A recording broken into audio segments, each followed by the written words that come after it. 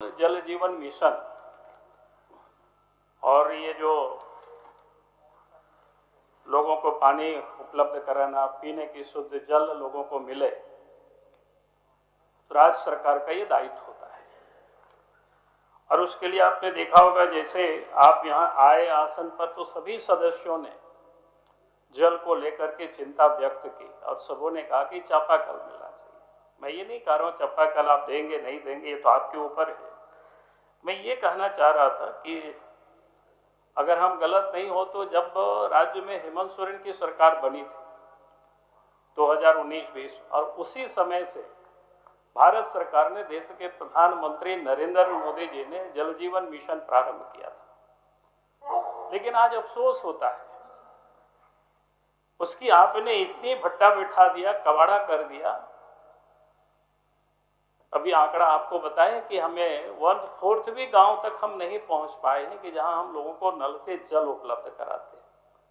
हम कई कोरोना रोते हैं, आप उधर से कहेंगे, लेकिन मैं इतना जरूर कहूंगा कि आपने देखा होगा कि 2 दिन पहले भारत सरकार ने कैबिनेट में निर्णय लेकर के उस योजना को 2028 के दिसंबर तक बढ़ाया है अध्यक्ष महोदय।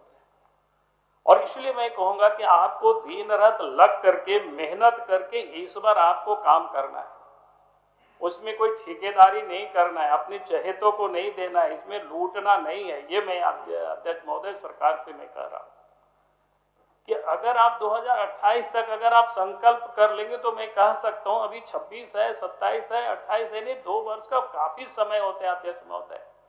आप 2 वर्षों में जल जीवन मिशन के तहत आप योजना को, यानी नल से घर तक जल को हम पहुंचा दीजिएगा, लेकिन आपको उसमें ईमानदारी से प्रयास करनी पड़ेगी। दूसरी बात मैं कहूंगा कि अध्यक्ष महोदय, पहले भी इस विषय पर चर्चा हुआ था, जल संसाधन विभाग की जब हम सब लोग चर्चा कर रहे थे। झारखंड में अनेकों डैम बने, 8-9 बड़े प्रमुख डैम है, चाहे मसान जोड़ हो, मैथन हो, पंचायत हो, कोणार्क हो, तेनो घाट डैम हो, या हाल फिल में झारखंड बनने के बाद जो आपका भैरवी जलाशय हो या पुनासी डैम हो, ऐसा कई एक बने। हजारों गांव भी डूबे, लाखों लोग उजाड़े गए, और वो सारे डैम बना थे अध्यक्ष महोदय की मल्टीपर्पस उपयोग के लिए। उस डैम से पीने का भी पानी लोगों को उपलब्ध कराई जाएगी, खेतों को भी पानी मिलेगा, फिर कारखाना को भी पानी मिलेगा। लेकिन अध्यक्ष महोदय, मुझे अफसोस होता है कि इतनी वर्षों के बाद भी हमने कम से कम पीने के लिए जल उन डैमों से लोगों को उपलब्ध कराते। कभी कभी उधर के साथी लोग कहते हैं कि आप भी मुख्यमंत्री थे, आपने क्या किया। मैं थोड़ी सी खाली, मैं अपने बारे में यहाँ बताने के लिए नहीं खड़ा हुआ, लेकिन याद दिलाता हूँ।